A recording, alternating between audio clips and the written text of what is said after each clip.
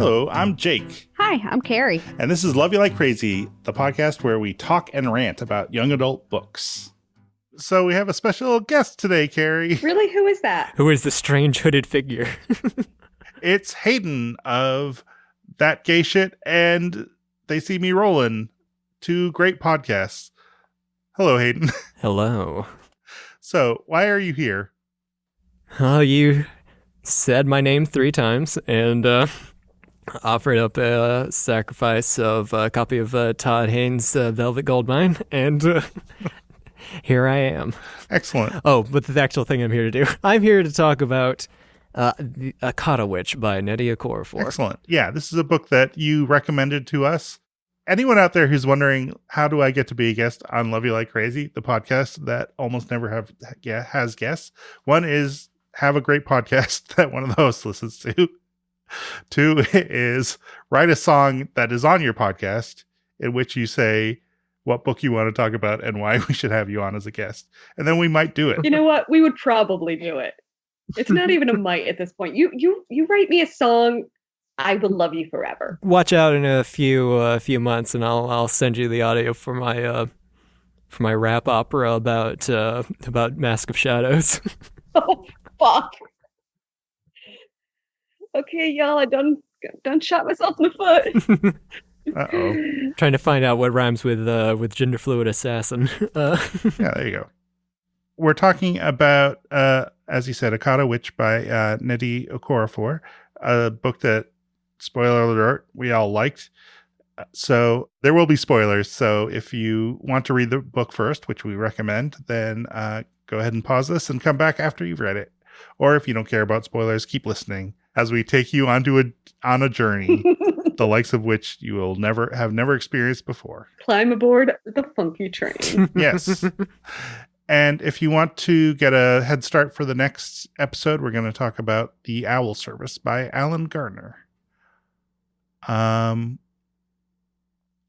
hey, you know what? So we're starting a Patreon. Oh, we are. And it's going to be awful bad. I can't wait. So you can find information about it at patreon.com/loveyalikecrazy. And we'll talk more about it at the end of the episode. But for now, let's go on and talk about Akata Witch. Yay.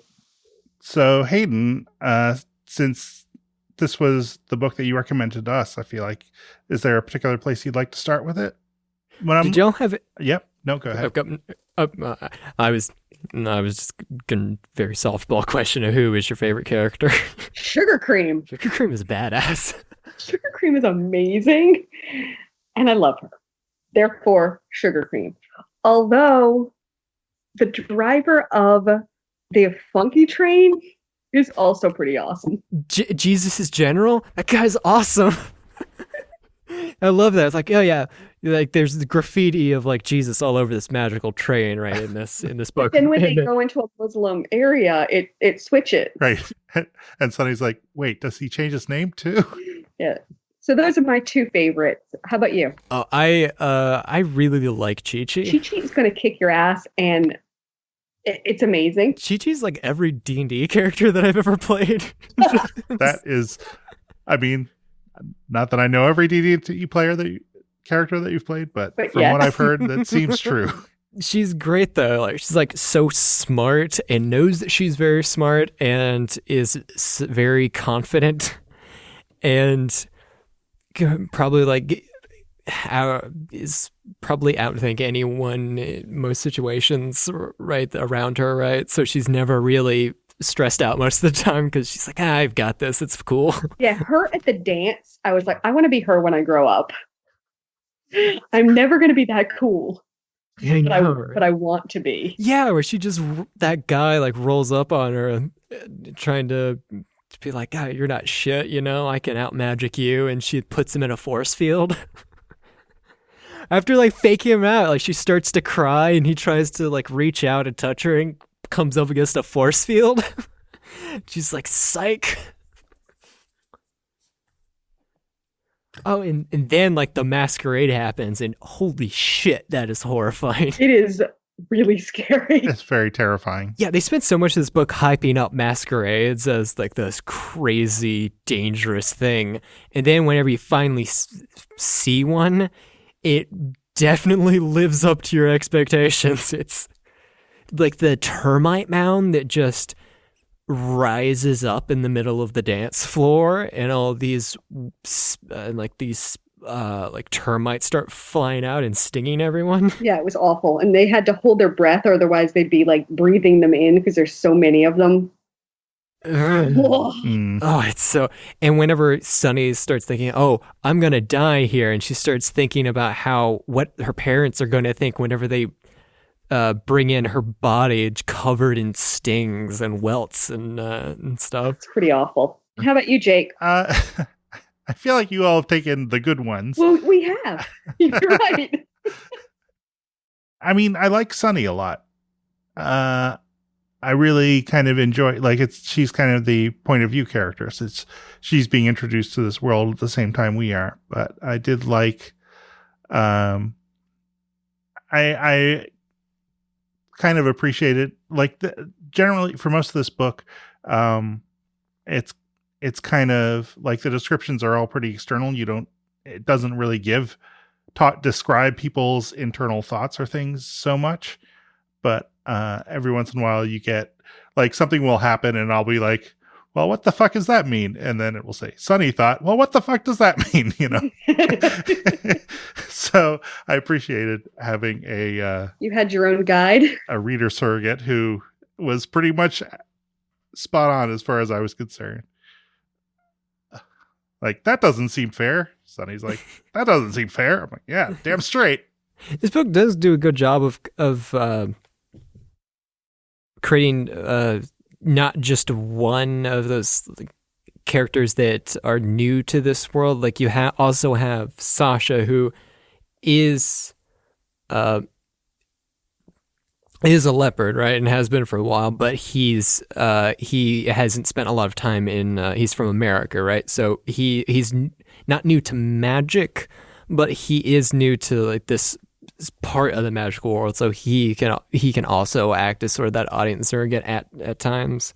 And it's like, well, what the hell is this? Like, we don't do that back in America. Yeah, and the fact that he only spoke English was really useful when, things needed to be translated.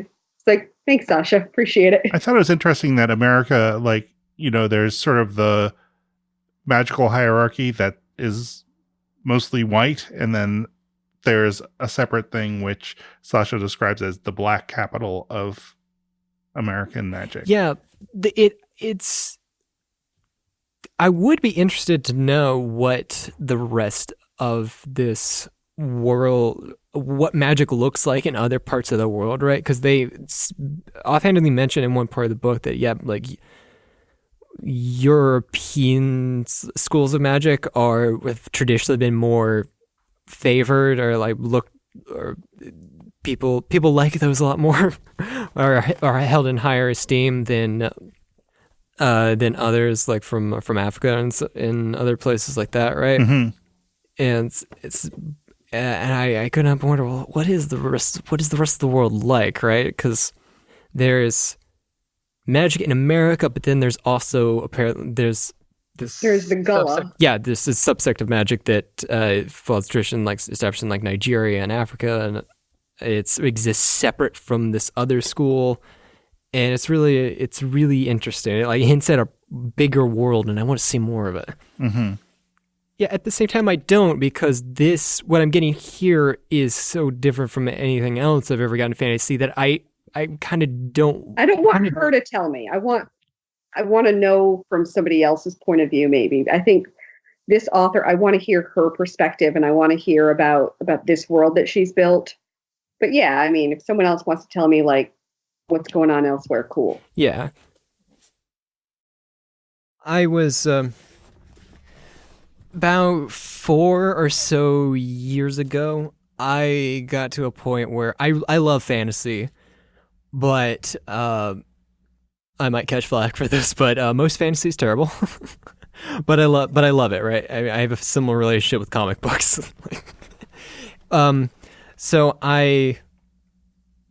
I got to a point about 4 years ago where I was actively trying to not read the kinds of fantasy that I had been reading up to that point, which is, straight white guys, So I started trying to find, fantasy books by queer people and people of color.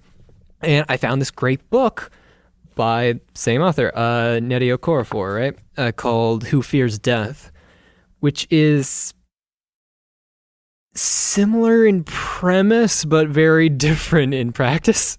It's a lot darker and is definitely meant for adults, right? But I was blown away. It's such a interesting take because it kind of blends fantasy and post-apocalyptic kind of fantasy at the same time, and it's really unique. So I started blazing through all of her other books and found this one, Akata Witch, and it's so good. Like it has a real lingering darkness in the background of it all the time, which first book that I read by her does as well, but it still manages to keep the right tone for a YA book. His Dark Materials does a similar thing, right? You're constantly worried what's gonna go wrong. I don't want anything bad happening to these children, but I know it's going to probably. Yeah, when you said, the whole book sort of has this dark undertone, that was something that really struck me, especially, their mentor, Anatol, said, like, hey, you might all die. And that's just a thing that happens. People are going to be fine. It's like, fuck. Yeah, like that was like, that struck me as so both true and really harsh.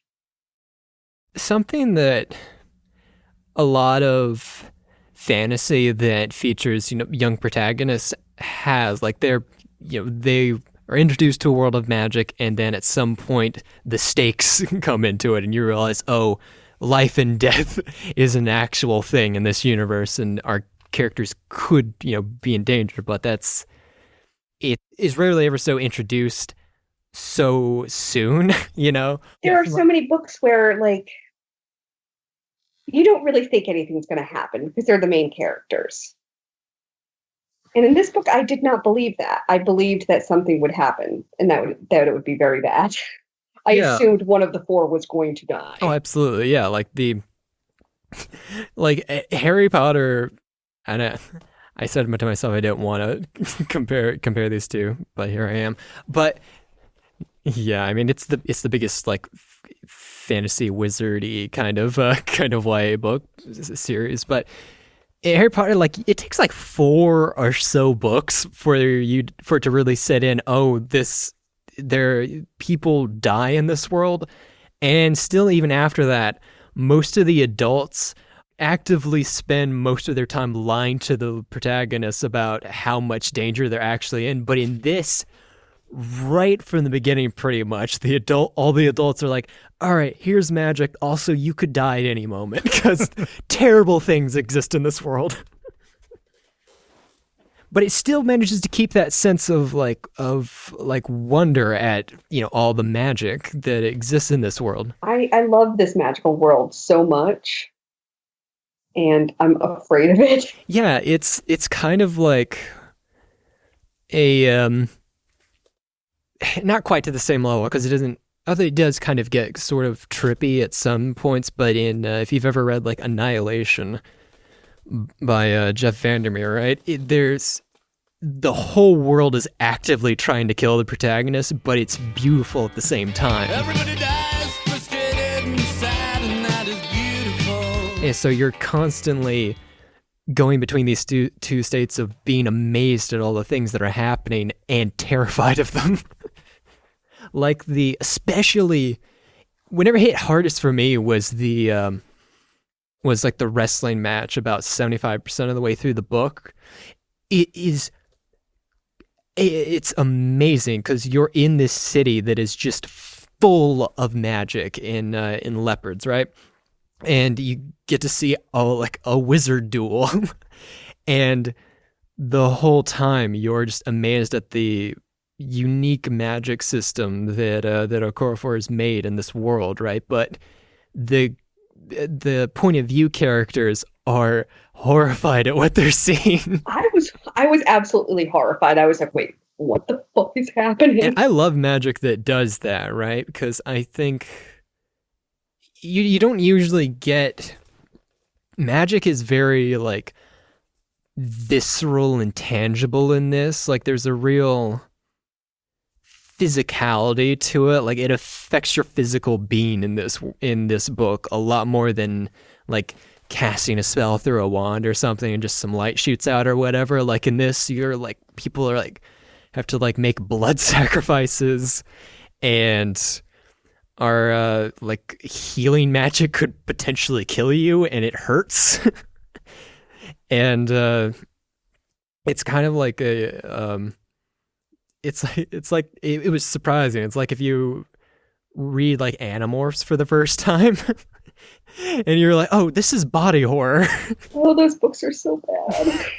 Oh shit. But yeah, and the fact that the wrestling match, like right before that, she happened to have run into one of the wrestlers. And he was just this nice person. Yeah, and then he dies brutally. And then his wife is also super nice. Super nice. Like one of the only like nice adult leopards that she meets really through the course of this book. And then he dies immediately. This book, yeah, I mean, there aren't a lot of good dads in this book. No. And you spend the whole book waiting for one, right? You know, you're waiting for like, you know, like the kind older like magical mentor to come along and be like, it's cool, kid. I'm gonna show you how it works. I'm gonna make you into like the best magical person that you can be. Or whatever, right? Or we might just send you into the dark forest. Good luck. Or maybe we'll just beat you with switches. Oh, and by the way, you're not the first, you know, trio of protagonists that we've sent out here. We've sent like 5 other groups or so. They've all died. Yeah. But somebody saved some kids. Yeah, those kids only lost an ear or a nose or whatever. I loved that so much that what's the coven called again? It's the Oha coven? Yeah, the Oha coven, right? The idea that like these groups of people are brought together by fate or magic or what have you. And it's a special thing, but it happens whenever, you know, a need arises. So it manages to do like sort of a chosen one narrative without overstating the specialness of the protagonist anyway, by saying, oh no, you're not the only people that have this, you know, this connection. Like lots of other people have done this. They've all died. So what makes you special is you haven't died yet. And we're rooting for you. And also, Sunny, the way that the book opens is she has a vision of the entire world being destroyed in a nuclear war, basically, which it seems like is still supposed to happen at the end of the book. Yeah, that's really cool because like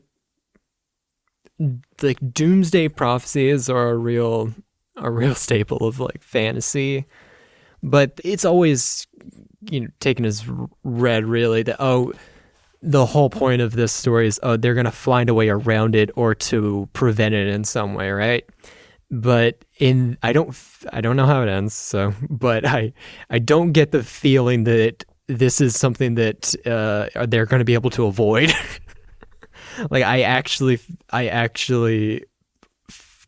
properly feel the weight of this prophecy, right? Which isn't really something that happens a lot. You know, I don't really like prophecies in fantasy or anything really, because it's like in a movie, right? If you open with like the main character about to die and then it flashes back, you're never really scared that, they're actually going to die. You know, at the end of the movie, we're going to catch up and somehow they're going to find their way out of it. But I don't feel that here. Yeah, because the book ends by saying like, oh, by the way, Ekwensu is back under the ground and is talking to spirits and is ready to fuck some shit up. Good luck. Which is real nice. It's like, you put her back down, but Oh, she'll just get stronger. Haha. Another thing I kind of enjoyed about the, I've forgotten the word, but this sort of quartet, at the end when they meet all the high muckety mucks who are basically deciding like, okay, are we actually going to do this? Are we going to send these kids out? And one of the things that one of the people likes is that they have just different personalities and are always kind of fighting. It's like, oh, checks and balances. It's good. I like it. It's something that I like, that there's not one way to be the hero in this book. You can be, I don't know how to pronounce anyone's name really, but like Orlu maybe, who is likes to stick to the rules, is considerate and concerned about others. And then you have Sasha, who is like totally rebellious and doesn't want to follow any rules, and they can still be friends, and they're still like, they both have to be there in order for this to work. Yeah. I think the thing that I liked most in this book is how you earn money. Oh yeah, knowledge. Yeah, it's just the greatest thing of all time. You get money by learning shit, and it just rains down on you. Yeah, that was wild.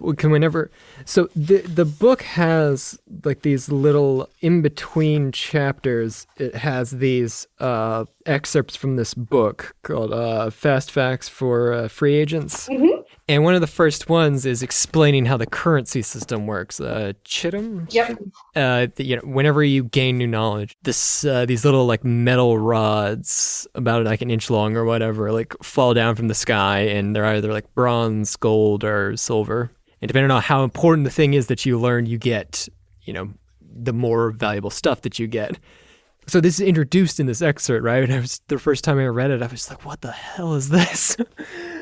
And then whenever it actually happened, I thought, oh, wow, this is really neat that you just constantly throughout the course of this book, whenever any of the characters learn something either on their own or together, they'll get this magic money. And there'll be scenes where like whenever they were going through that magic forest, right, to get to one of the scholars, they stop some spirits from killing them, right? And they all have to do it together.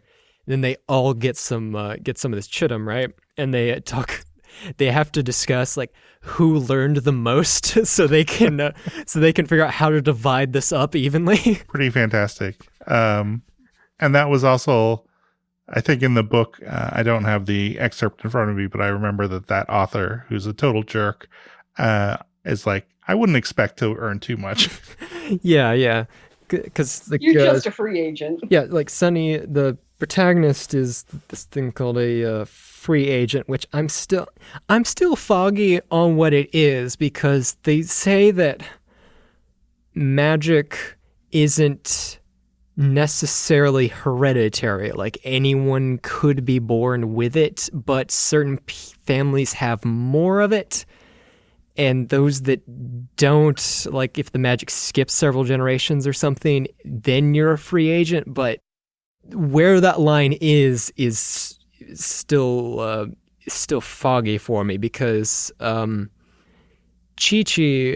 her dad wasn't a leopard, but that doesn't make her a free agent. But Sunny's grandmother was a leopard. Maybe you have to have one direct parent. Let's see. We should talk about, I have Isong Abong Efyong Isong, the author of Fast Facts for Free Agents. Oh, yeah. So this is like pretty much the only book written for free agents in this universe, right? But the author herself is not a free agent, so she wrote this book for them. But it's very clear the whole book is written in this very condescending tone. Like, I have an excerpt here. How to discover your ability. It's doubtful that you have the intelligence to figure out something so important. But here is something to think about. One's ability lies with those things that mark him or her. They can be talents like an affinity towards gardening or being able to play the guitar well. Often they are things that lambs make fun of, imperfections. They can be physical, psychological, behavioral. And I do not mean things that are a result of your actions, like being fat because you eat too much and sit and play video games all day. Get off my back, Mom. Sonny's main teacher for this book, Anatov, yeah, who I love. He's such an asshole. He's talking with Sonny about it, right? And he tells her, "Listen, the author of this book he has certain ideas about you, about people like you, free agents. They are not good things. But this is pretty much the only book written for free agents, and it has, amongst all this condescending bullshit, it has useful information in it, and you should take that part in, but keep in mind that she does think that you are lesser than her, right? Which is really, for a YA book, is really I think is a really important thing for young kids to learn, right? Like, we've all read books that we've loved, but, you find out that the author is a monster. And, that always comes as a shock to you. And you, especially if you're encountering that for the first time, you never really know how to feel about it, right? It sort of taints the thing that you loved. And for a book aimed at kids to discuss that and to prepare kids for that experience, right, I think is very important, because you should, as we evolve as a culture, we are slowly, I think, becoming more and more cognizant of these things, when questioning how much should you keep in mind who the author or creator of a piece of art, what they are like, does that affect the piece of art itself? How much importance should you place on that, And I just, as a queer person, I've read a lot of books that I love are written by very, very homophobic people, right? Mm-hmm. So that's something that I've had to learn to deal with is the wrong word, because it sounds like I'm excusing it, right? But it's something that you have to learn to be aware of and figure out how you want to approach that work, those pieces of work, right? Mm-hmm. So for a book aimed at kids to try and prepare them for that experience, I think is really amazing. Yeah, I thought it was kind of interesting that at one point Sonny mentions a couple of books that she, I think, has read so often that the books are falling apart. So one of them is The Witches by Roald Dahl. Speaking of problematic faves, I know. That book is really weird, but also the witches in that book are very, they're evil and scary and everything. And then the other one is Virginia Hamilton's Her Stories, which I haven't read, but I gather is kind of more sort of folk stories about magic from the African American tradition, so they're both kind of relevant to Sonny's own experience. But they're also very different treatments of it. And I don't know. I feel like I'm working towards a point there someplace. You'll find it eventually. Probably not. Probably not. Nnedi Okorafor name drops kind of a lot of authors and books in this book. And a lot of them, I feel like, are books that she herself probably loves.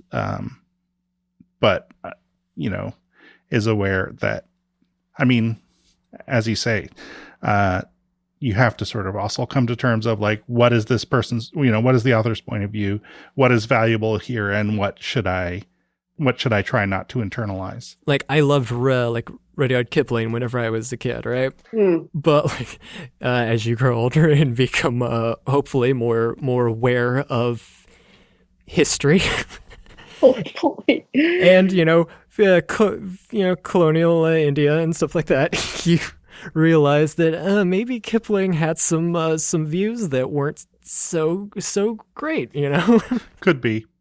Speaking of, I just realized something while I was that reminded me of something. Is there a single white person in this book? Yes. Is there? Yes. Oh, the teacher. Yeah. The teacher. That's like my first note. My first note is, what the fuck is up with Miss Tate? That's like my MFA program, like short story entry. What the fuck is up with Miss Tate? So what the fuck is up with Miss Tate? Yeah, so Miss Tate is the English and literature teacher at Sunny and Orlu's non-leopard school, where they learn literature and and math and stuff like that.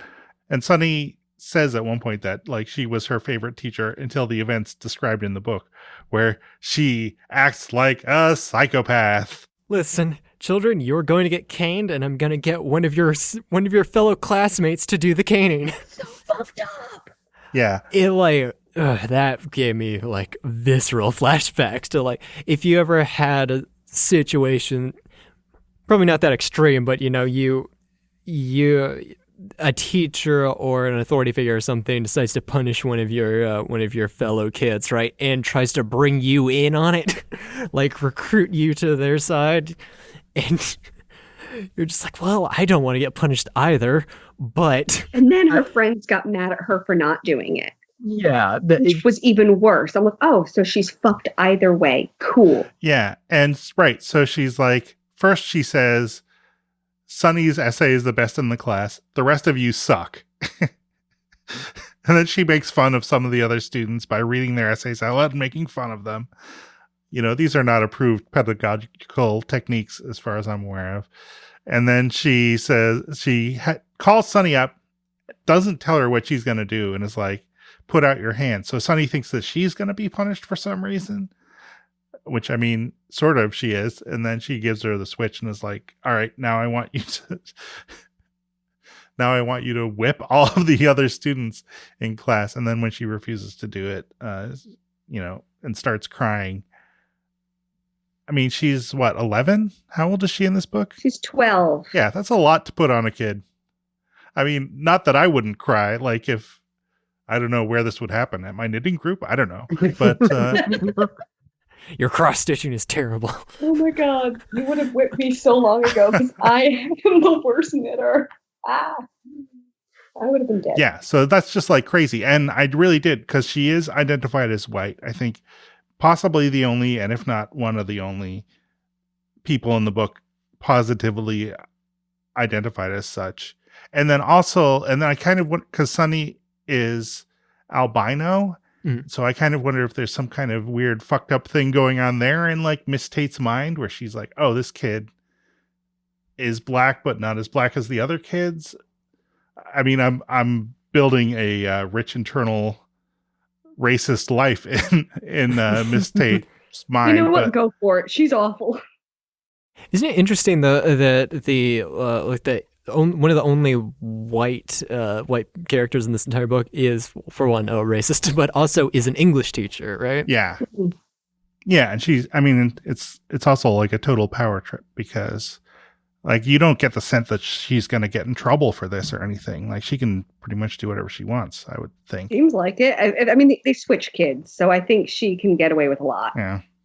But I mean, they do that in the magical world too, where she showed her spirit face and she got her ass flogged. Mm-hmm. Yeah. I was like, damn, there are consequences. That's a really interesting bit of world building, right? The whole spirit faces thing. It's sort of a similar thing to Ursula K. Le Guin's Earthsea cycle with your you have like your name that you use in day-to-day life, but you also have your true name, which describes you perfectly as a person. And if you can figure out someone else's true name, you have power over them, right? And holy shit, I just realized, I'm looking down at my copy of the book, there's actually a quote from Ursula K. Le Guin on the cover. Oh yeah. Perfect. This might be too pretentious to actually talk about, but bring it on, my friend. Yeah. Let it wash over me. I think it's kind of interesting that the prologue is kind of in the first person, and then it switches to this third person, and then there's also That confused the fuck out of me. Yeah, that did throw me the first time I read it. I'm glad it wasn't just me then, because I was reading it and then I was like, wait, what? And I thought maybe it would switch back at some point, and it never did. That's always a very deliberate decision. Anytime you choose to do that, if it's not a book that's told from like multiple like first person points of view or anything like that, if it just one section of the book is in a completely different mode than the rest, it's really, really weird.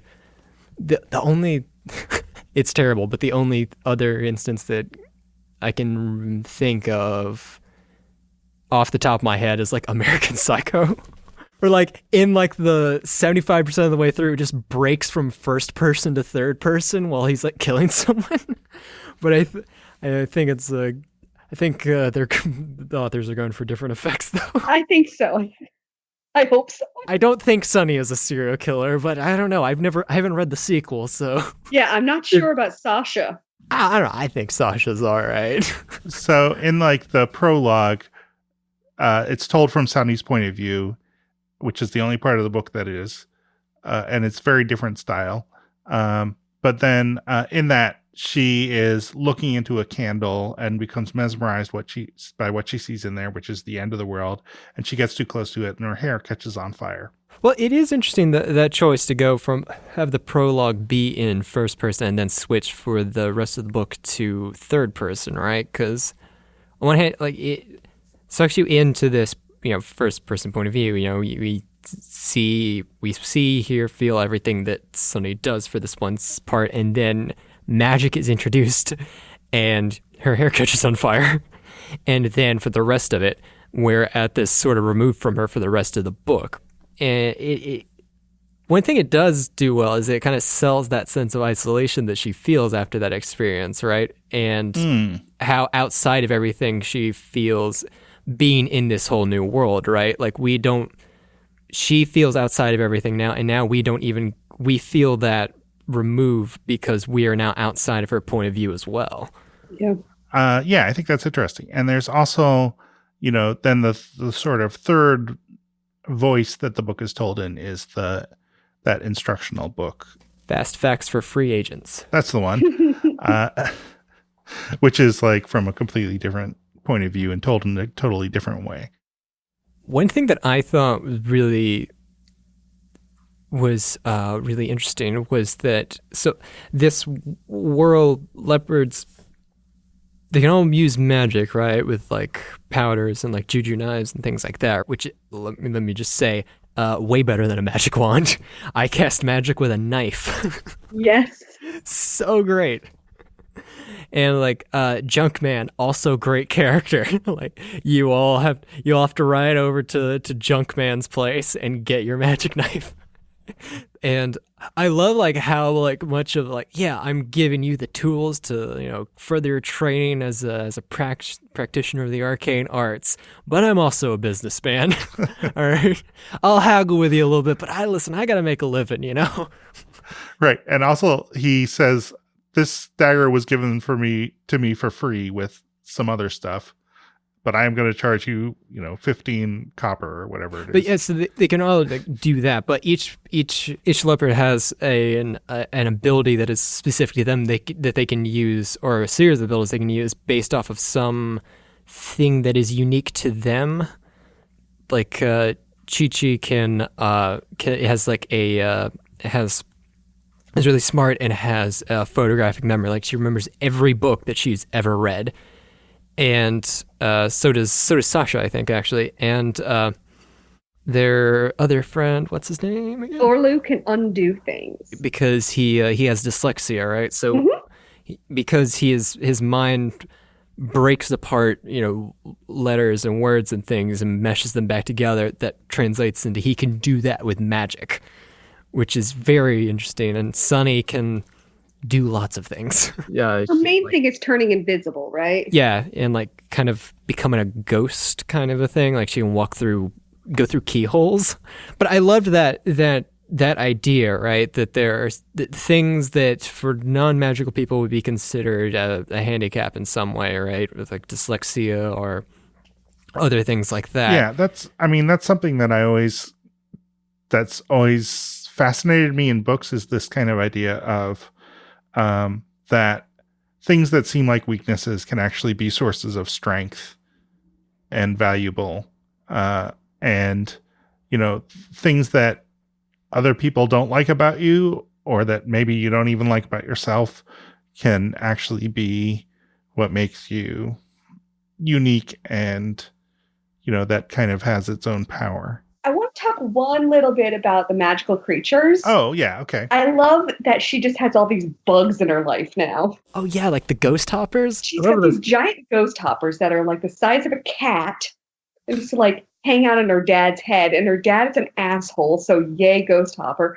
But then she's also got this fucking bee that just like makes shit, and she has to like clap for it every day, otherwise it'll get mad. Yeah, it's like the artist wasp or something like that. Yeah, it's this little wasp that makes sculptures out of things, and if you don't tell it that it did a good job, it gets mad at you.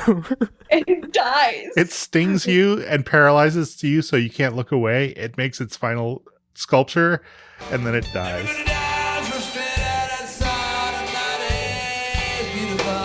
That's such a good magical creature. Something that I want to be able to do to everybody around me at all times. So artist wasps are basically like that one friend who was like, hey, can you take a look at my screenplay?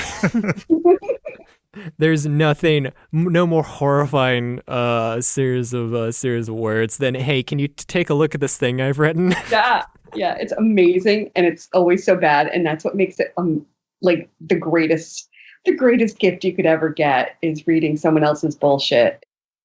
Hey, Jake, got a question for you. Yes. On what scale would you say the dad is the worst? I would say from someone summoning a masquerade and you getting eaten to death by insects is one end of the scale. And then on the other end of the scale is someone giving you a mystery egg for a gift, and then you take it home and it hatches, and it's a cute little insect that makes you really cool sculptures. Okay, so where's the dad? Oh, now I have to pick something? Yes, you do. I know exactly where he is. On a scale of really cool sculpture to masquerade. Okay. Serial killer that scoops out kids' eyeballs. Yeah. Yeah, he's that bad. We barely talked about Black Hat and just how. I know, right? Jesus. Oh, by the way, there was a serial killer, and it was the grandmother's protege. The end. I mean, we don't get a lot of magical serial killers, and boy howdy. It like fucking turned into like season 1 of True Detective for a little bit. I kept waiting for McConaughey. There was no season 2. Yeah. I kept waiting for like Sugar Cream to just start staring in the middle of the distance, like, listen, Sonny, you know time is a flat circle. And humanity should just cease to exist. Also, I have this sick mustache now. You know what? She probably does. She's awesome. Oh, Hayden, I don't think we got your rating on how bad how bad the dad is. Oh. On a scale of what to what, how bad is the dad? Okay, well, on a scale from kind-hearted magical wrestler to magical river monster that has existed before time began, I would say he's solidly a library basement that will break your mind. Oh, fuck.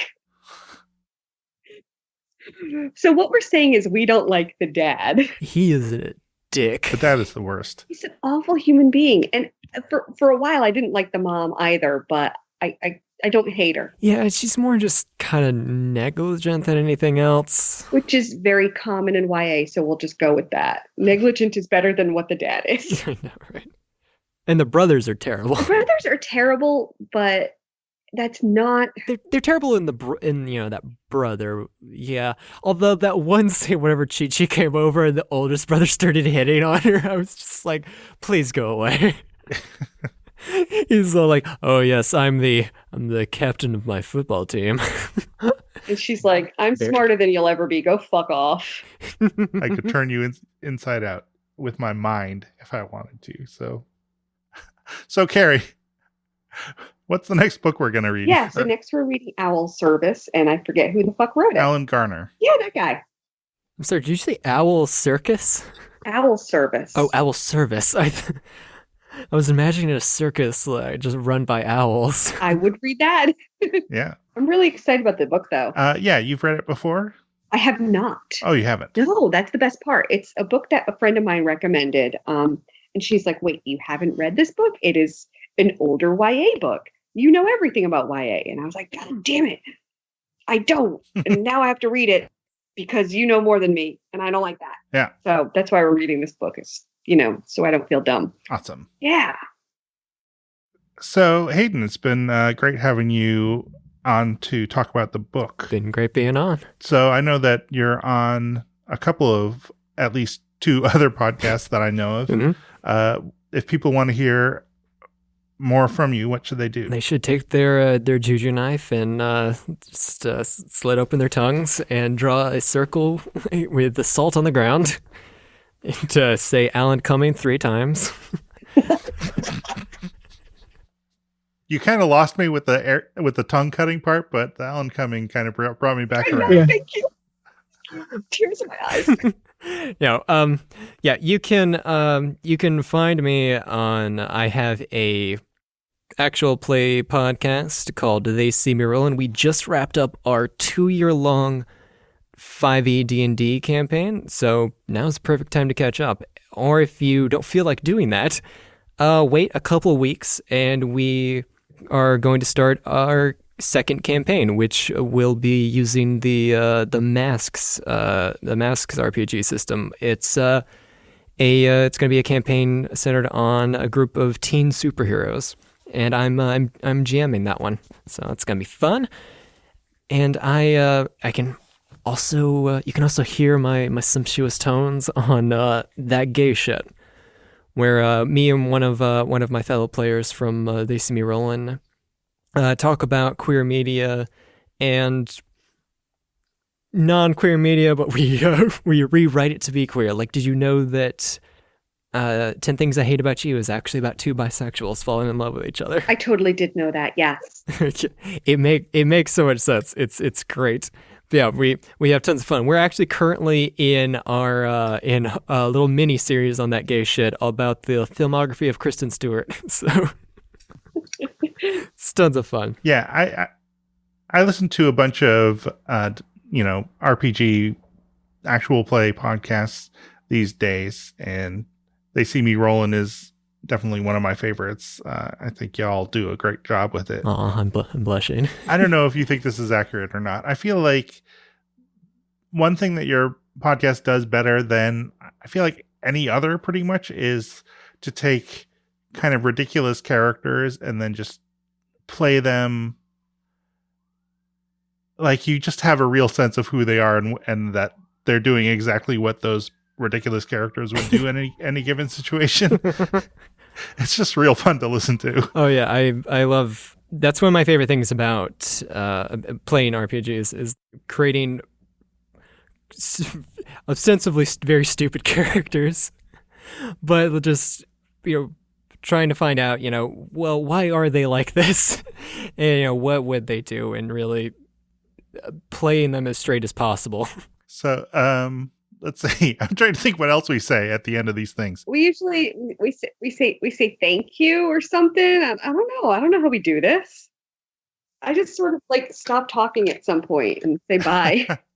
Oh, hey, you know what? We're starting a Patreon. Oh, we are, and it's going to be awful bad. I can't wait. Yeah, so Patreon is a thing. They See Me Rollin has one, right? We do, yeah, just new. Patreon.com/They See Me Rollin. Right. I suppose we should also mention ours. Patreon.com/LoveWay Like Crazy. And bonus audio is going to be there. Carrie and I are talking about co-writing a book and posting chapters there. It's going to be so bad. It's going to be amazingly bad. Basically, if you pledge, we'll write whatever you want into it. It's going to be so bad. This sounds amazing. Yeah. There will be a robot best friend. That is my one criteria. Oh my God, yes. And the idea that I had was that if we get 15 patrons, pledging $2 a month or more, then we will review the 2007 movie, The Golden Compass. Oh, that's right. That fucking movie. I had such a great cast, but it's terrible. I understand the bears' noses are worthy of discussion. So yeah. So at one point, this is complete and total like weird aside. I used to have people come over to my house, like we would read the book and we'd watch the movie for my YA book club that's in town. And this random lady came to my house once, and she'd never come back. And the whole time she complained about the CGI noses on the bears. She did not think that they were realistic. She thought that the fact that they talked was fine, but the noses she had a problem with. So if we get 15 patrons, and I will make very close study of the noses. You must. And if Mother knows best. That's okay. Podcast over. Okay, yeah, I think we need to stop soon. I think we really need to stop. I broke the podcast. Oh no, you did. And then if we get even more patrons, we will review the second season of Riverdale, episode by episode. But I should say that if we do the Golden Compass, that'll be available for everyone. We'll release it on the feed and everything, so that'll help everyone. But the Riverdale thing would be for patrons only. I hope you get that, because oh my God, Riverdale. Have you watched it? We watched season 1. Oh my God. We haven't watched season 2 yet because we haven't started another Patreon. I'm on season 3. Holy shit, it goes places. It's buck wild. It's amazing. I should say that we're a member of the Ear Trumpet Audio Network, as is They See Me Rollin'. Ooh. Ear Trumpet Audio. You can also use it as a stethoscope. So you can visit eartrumpetaudio.com for all your podcast needs. Follow it on Twitter at Ear Trumpet Audio or on Facebook. And obviously there's a bunch of great podcasts on the network, including the ones I've already mentioned. But one that I wanted to mention is Pet Cinematary, which is a podcast about movies that focuses on the animals in those movies. And it's real good. And it's sort of, it releases episodes on kind of an irregular schedule, even more so than ours. But they put out a couple of new episodes recently, and I really enjoyed them. I can sympathize. I used to have a Terry Pratchett podcast that, let's just say our scheduling was very fluid. Well, I feel like it's tough with books in particular because they're different lengths and they take a long time to read. I mean, the thing is, they don't take a long time to read, but then you got to read them again, and then you got to take notes, and then you're getting a divorce. I mean, things happen. The horrible thing about the Pratchett podcast, which was that both of me and the other host are fast readers, right? So we were just blazing through these things. What took it so long was that neither of us wanted to edit. Yeah, and that is ultimately what killed it. As I just one day refused to edit an episode. Which is why I don't do any of the editing for They See Me Rollin' or that gay shit. And that's why I don't do it either. The best way to get out of responsibility is just refuse to do something. Well, life goals for me, I guess. I'm sorry, Jake. No. We love you. We love you like crazy. Oh, I got him. All right, I guess that's the end of the episode. We should probably do the introduction. Roll credits. Give me a call when you get back. Hey there. Hey. LoveILikeCrazy.com. Ivan, can you make up another ear trumpet stinger? Ear trumpet. Sometimes it hurts your ears if it's too loud, but don't.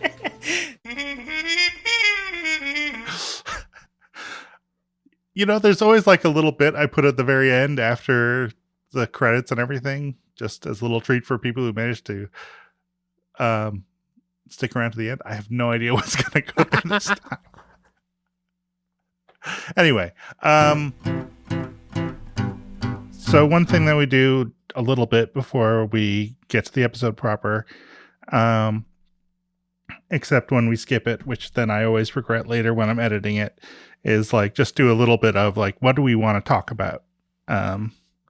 Which I call pre-gaming. So is there particular stuff that we want to make sure? How Harry is our Potter. Well, there's that. I'll put that down. Listen, we've been chatting a lot, but I don't know if I'm ready to talk about that.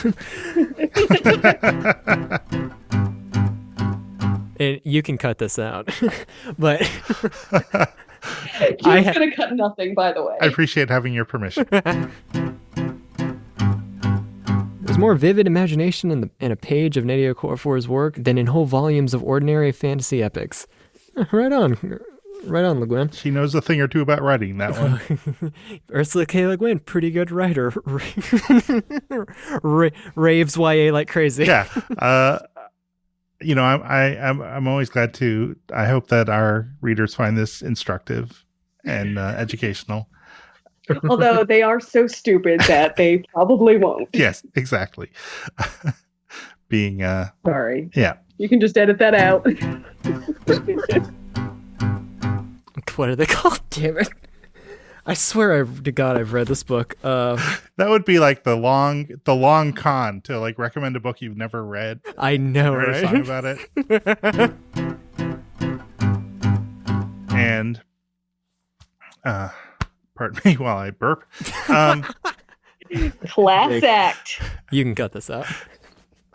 Thanks. That is staying in. It's part of like the magic of the podcast is I can't cut a thing out unless someone tells me I can. So Yeah, you're like a vampire, right? You can't. Until you invite them in. Exactly. yeah, exactly. Yes, I'm a podcast vampire. I'll put that on my website. Give me a call when you get back. Hey there. Hey.